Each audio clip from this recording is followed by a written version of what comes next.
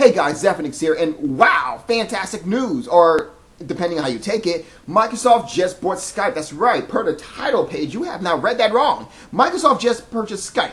Now, at first I was like, well, wait a minute, Microsoft, now I heard about this yesterday. Now, that they were interested in, that is, but I was like, well, why would Microsoft purchase Skype? That doesn't make any sense. A, Microsoft does not need to purchase Skype because they have their own VoIP software. They have Links, which is based on enterprise businesses, and they also have what do you call that? Oh, Live Messenger. Then I was like, well, the other ones who were rumored to do it was Facebook. Facebook doesn't have a VoIP just yet, but they could use one, I guess, but why would they use one? It doesn't really make any sense for them to use one anyway. Then I figured Google, but then I remember Google went ahead and purchased another company about 2 years ago, and then I figured, oh, that's the reason why Microsoft bought Google, because Microsoft bought Skype, because they wanted to go ahead and combat Google in the VoIP area. Okay, well, that does make some sense. That makes a lot of sense now. Now, with that being said, let's go ahead and talk about what this has done for both companies. Now, for Skype, rather, yes, this was definitely a good thing. The reason why is because we found out recently that Skype was losing a lot of money.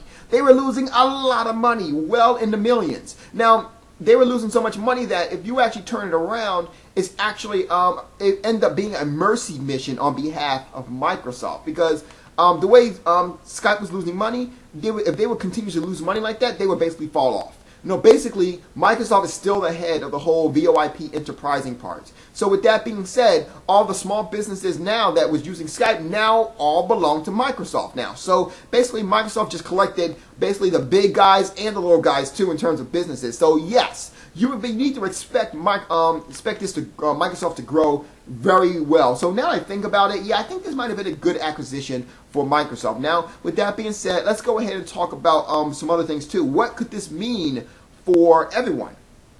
I guess we'll talk about Skype users. Nothing. Seriously, nothing. Skype is pretty much going to run the exact same way as it ran before. I don't see Microsoft trying to go ahead and do anything different with Skype. With that being said, I also expect Skype to go ahead and become an advancement. Now, right now, I've always said this. I've always stood behind Skype. I said, hey, judging from the way Skype is poised to be the main contender for going ahead and bringing us into the future. Everyone's talking about, hey, remember all those things about the Jetsons with the telephone thing? Well, that's poised to happen right now. That's right now. Microsoft is definitely going to be that big company. Definitely, Microsoft is that heavy pocket person right now, heavy pocket entity right now to go ahead and be able to push a lot of money towards Skype to make it pretty much there. The whole television thing, like Skype is really set to become the new telephone, you know, and with Microsoft behind it, I expect it to really grow. Now, with that being said, what about other users such as Xbox Live? Well, hey, you already know I'm getting away with this. Expect Skype to be implemented within Xbox Live probably within either this year or next year. Now, we already know that Microsoft is actually already working on their new Xbox 3, or 720, whatever you want to call it. So I expect that Skype will most likely either be a launch app for that one, or maybe they probably will be. If it was a launch app, it would be considered that quote-unquote killer app. So basically, long story short, it's probably no longer coming to the new PlayStation platform that came out. So I don't know, actually. I'm just kidding. Does that mean that for all the other platforms such as Linux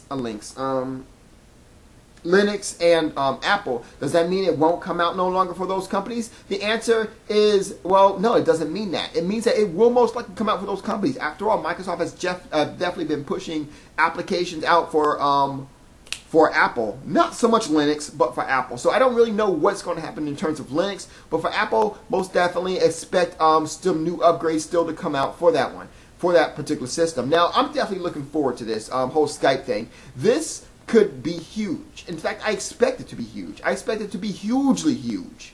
You know, if Microsoft knows how to go ahead and do this. Now, how can Microsoft do this? Simply by doing exactly what Skype was doing, just faster. Now, seriously, I've always been a big fan of Skype. I've been a paying customer for Skype for a very long time.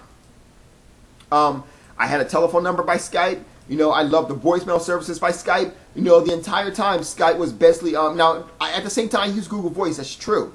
But the thing is that even though I do use Google Voice, I've always liked Skype a lot better simply because Skype always had what I Skype was just more, the software was just a lot better. I mean, there's really no way of getting around it.